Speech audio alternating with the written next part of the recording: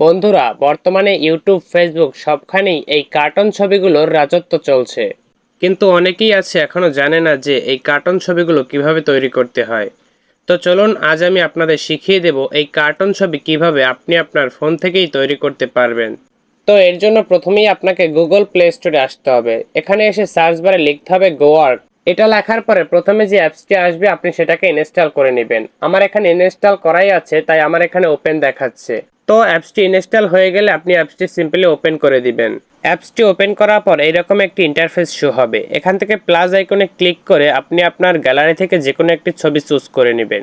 আমি আমার এই ছবিটা কার্টুন ছবিতে রূপান্তর করব, তাই আমি আমার এই ছবিটা নিয়ে নিলাম। আপনি আপনার পছন্দ মতো ছবি নিয়ে নেবেন। তারপর এখানে বাংলায় লিখবেন আমি এই ছবিটি কার্টুন ছবিতে রূপান্তর করতে চাই, বা যদি আপনি লেখেন এই ছবিটি কার্টুন ছবিতে রূপান্তর করে দাও তাহলেও হবে। এটা লেখা হয়ে গেলে কিছু সময় অপেক্ষা করবেন। আমি এখানে ভিডিওটা কিছু অংশ কেটে দিয়েছি। তো আপনাদের এখানে সর্বোচ্চ 1 থেকে 2 মিনিট সময় লাগতে পারে, তার মধ্যেই আপনাদের ছবি তৈরি হয়ে যাবে।